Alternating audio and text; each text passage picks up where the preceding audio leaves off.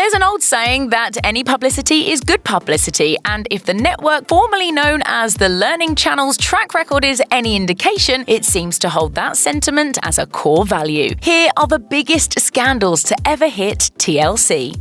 Long Island medium's Teresa Caputo has impressed many fans with her supposed ability to communicate with the dead, but she's also faced plenty of skepticism. She often invites doubters to readings in the hopes that she'll show them something they weren't expecting. But some of the voices in the crowd are louder than others, and Caputo's been criticized by some of the loudest voices in the industry. For example, in 2012, the James Randi Educational Foundation urged Caputo to attempt the $1 Million Paranormal Challenge, which promises to reward anyone who can prove they possess paranormal abilities. She didn't take them up on the offer. Earlier that year, the foundation awarded TLC the Pegasus Award for Media and Caputo the Performance Award. As the foundation explained in Wired, "We have bestowed the Pegasus Award as an annual recognition of the most egregious examples of flimflammery, the most deserving charlatans, swindlers, psychics, pseudoscientists, and faith healers, along with their corporate enablers."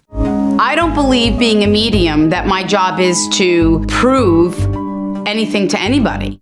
Breaking Amish claimed to follow Amish and Mennonite people as they left the lifestyle of their faith for the first time. But some of the cast members were allegedly long removed from the Amish faith before filming even began. Jeremiah Raber, for example, reportedly had a MySpace page. He'd also been married and divorced and even posted pictures of himself in non-Amish clothing. And that's just one of the many storylines that were said to be fabricated as well. In a tell-all finale, the controversies were addressed. But there was no explanation for why cast members Rebecca and Abe said they hadn't met before the show, despite photographs that suggested they not only knew each other, but possibly had a child together. It was also finally revealed that the whole cast actually left their communities long before the show claimed, and several even had criminal records.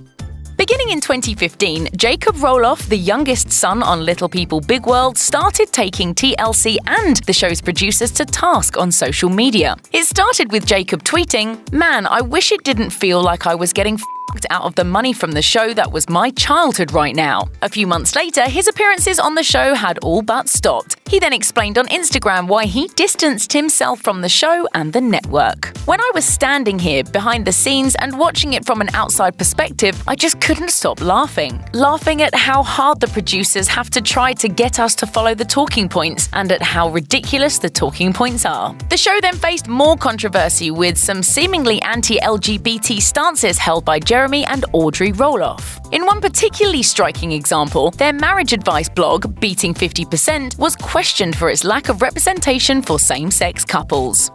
Reality shows often highlight niche or misunderstood populations, so when TLC announced a new series, All American Muslim, that would look at the lives of Muslim Americans in Dearborn, Michigan, it made sense. But the show would run for only one season because of controversy. Some people were convinced that the program was serving a malicious purpose. The Florida Family Association, for example, slammed All American Muslim as Islamic propaganda that threatened American liberties and values. The association then asked the network's advertisers to boycott the show.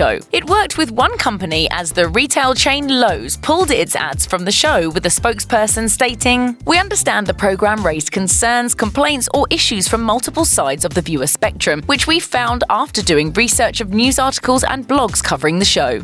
Even before TLC aired the one-hour special My Husband's Not Gay, it was embroiled in controversy. The show followed a group of men who are married to women but are attracted to men, but also claim that they aren't gay. When the show was announced, a Change.org petition that received more than 130,000 signatures was created to stop it from airing. GLAAD President Sarah Kate Ellis spoke out against the show as well. "This is a dangerous show. This show says that being gay is bad, that you should hide it, that it's a choice."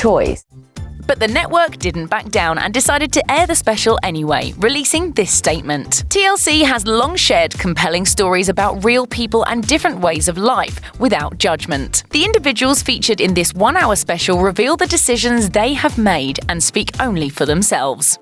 Check out one of our newest videos right here, plus even more Nicki Swift videos about your favorite reality shows are coming soon. Subscribe to our YouTube channel and hit the bell so you don't miss a single one.